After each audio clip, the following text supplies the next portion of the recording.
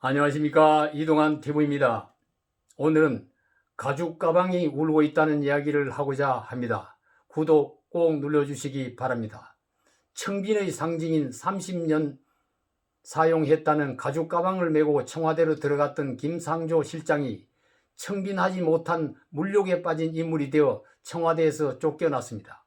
문재인 대통령은 지난 3월 임대차 3법을 시행하기 직전에 본인의 강남 아파트 전세 보증금을 대폭 올려 세간의 비난을 받고 있는 청와대 정책실장 김상조를 전격 경질을 했습니다.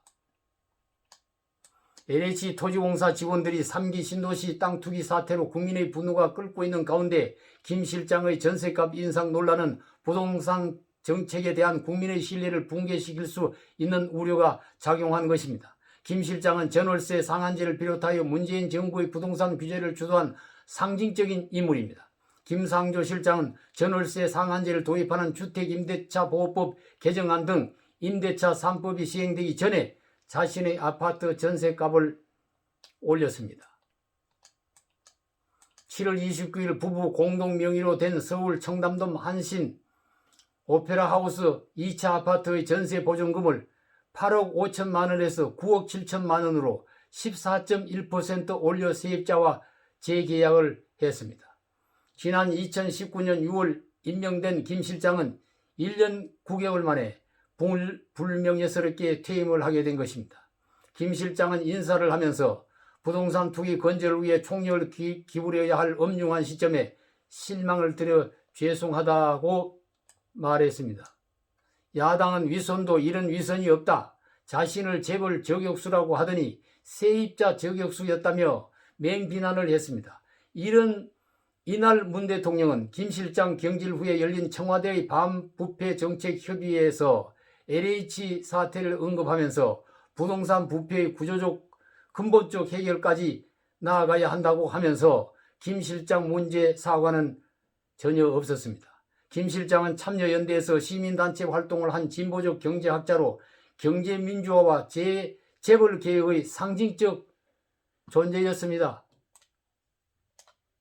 2017년 6월 공정거래위원장 후보로 국회 청문회에 참석할 때에 30년 이상 됐다는 낡고 해진 가죽 가방을 들고 나와 주목을 받았습니다. 대통령의 임명장을 받을 때도 그 낡은 가방을 메고 갔으며 대통령이 그 가방을 만져보며 그를 칭찬하기도 했습니다.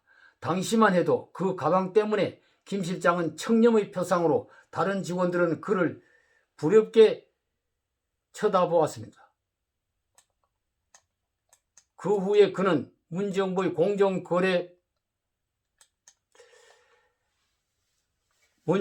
공정경제에 기여했다 하여 청와대 정책실장이 됐습니다.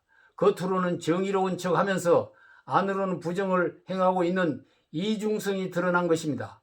표리부동과 내로남불의 대표적 인물이 되고 말았습니다. 그간 양심을 빼놓고 얼굴에 철판을 깔고 가슴에 석탄을 품고 지내온 실상이 드러난 것입니다. 국민은 그가 보여준 위선과 쇼에 속은 것을 생각하니 너무도 화가 치솟아 올라 참을 수가 없는 것입니다. 청와대에서 고급 공무원 대우를 받으면서 호가호위를 하다가 청와대에서 밖으로 나오면 자기 집으로 갈 것입니다.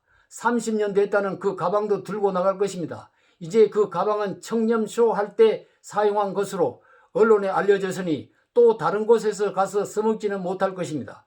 그러면 그 가방은 어디에 놓아둘 것인가? 고물상에 가도 돈을 못 받을 것이고 부정부패 박물관을 세운다면 그 가방을 그곳에 걸어놓고 그 사연을 적어둔다면 어떻겠습니까? 유명한 기념물이 될 것입니다. 그 가죽 가방이 얼마나 기가 막히겠습니까? 그 가죽 가방이 탄식하고 있다는 것을, 가죽 가방이 울고 있다는 것을 알아야 합니다. 감사합니다.